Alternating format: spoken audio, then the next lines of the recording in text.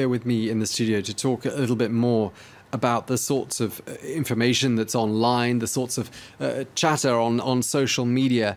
Belle Lupton joins me. And of course, ever since Friday night, the social media has been absolutely alive with messages, with videos, with photographs. And it's not always easy to tell the genuine footage and the genuine images from the falsified ones. Talk us through it. It is. Now, the same thing happened after the Charlie Hebdo attacks back in January. We saw this same flooding of information coming out across social media and across most YouTube, all news websites. Back then, 24 hours after the attack in January, these YouTubes were emerging telling us that what we were hearing in the news was wrong. Now, the same thing is happening again, and it's already starting to happen. So in each case, the claims are based on evidence, which actually, when you look at it, is pretty easy to debunk. So I'd like to take you through three different pieces of so-called evidence that we can take a look at. So first up, we've got this tweet, which conspiracy theorists have found. They say it's dated, or you can see there, it's dated from the 11th of November. So that's 2 days before the attack. And yes, it does seem to predict the death toll from the Paris attacks that happened 2 days later on the 13th, before the attacks even happened. Now, conspiracy theorists say that this is proof, cast iron proof, that the attacks were organised down to the number of victims that the attacks were going to have, and they claim that this, as a result, cannot be the work of a jihadi organisation, but something far bigger, far more powerful, far more sinister, and of course far better connected than that. Extraordinary. A message that would appear to predate those attacks, as you say, by 2 days. People must be wondering where on earth it came from. Yeah, and whether it can be for real. I mean, how can this message be true, or can it be true?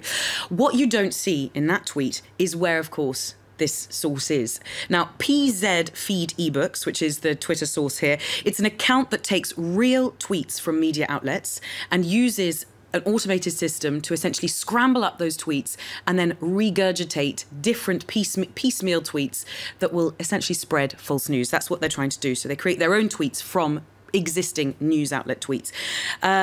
We can see there in this second image here, you've got that a few days earlier, that same account was already announcing exactly the same death toll. So there you go, the 120 with 270 others injured, in exactly the same phrasing. This time, though, in Nigeria, and apparently because of a mosque attack in Nigeria. Now, this, of course, never happened. So here we go. This is just showing to us that this is just a scramble. They've not, this isn't some sort of amazing piece of evidence they've uncovered. It's just an automated system scrambling up these tweets. It is a coincidence, but that hasn't stopped conspiracy theorists thus far. OK, so it basically sounds like that there are enough false tweets out there to suit pretty much any set of circumstances. Exactly. And they're so numerous, as you say. But extraordinary, isn't it, that there should even exist the software for scrambling tweets and divulging false information. There are also videos out there that have been doing the rounds online. Again, not all of them true to life and factually accurate. No, there are a bunch of videos that have already started to circulate on YouTube claiming that the attacks were part of a greater conspiracy. Some of these videos suggest that nothing actually happened. Some of their arguments are often a little incoherent, to say the least, but there's just one that I'd like to play to you to have a listen to the style of the delivery here.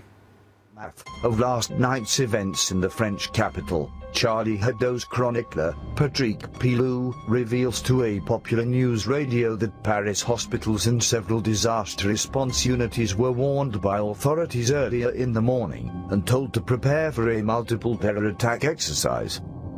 But not by luck, to as what he puts, he's actually but saying. Because it was a government-sponsored false So before we get to attack. what he's actually saying, I'd like to talk about the delivery. I mean, you heard it there. It's that serious, dramatic voice. It sounds like it's a computer-generated voice or a distorted voice. That bed of dramatic, anxious, possibly farcical music. All of this is to give the impression that the voice is telling you something that's indisputable evidence.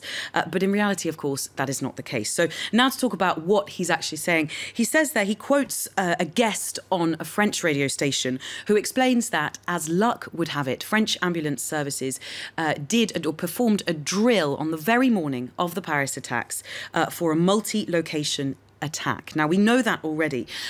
We've been reporting that, and we say that is a happy coincidence. That was just something that they were doing because they were prepared for this sort of an attack. Well, not according to that particular internet user and to that video. What they say is that it's proof that the whole tragedy this weekend was premeditated by a cabal of sinister forces.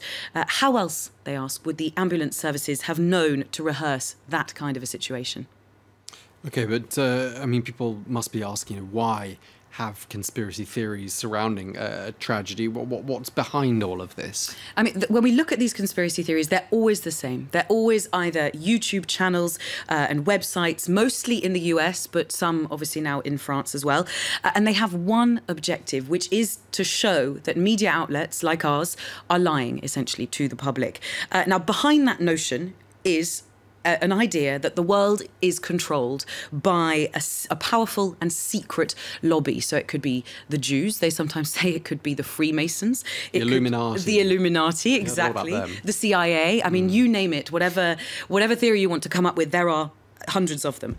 Now, for now, it's easy for us to spot those conspiracy theories. The videos that they're putting online are quite basic. The evidence, or so-called evidence, that they're putting forward is quite easy for us to debunk. But over time, there is a fear that they will develop their strategies, and these videos may well become more sophisticated, and the proof that they're giving may become more credible. So it's a warning, really, that we ought to be on the lookout for these sorts of things in the news, and also for people at home. Okay, well, thanks very much indeed for that, Belle Lupton there, with a slightly different angle on the stories that we've been covering here on France 24.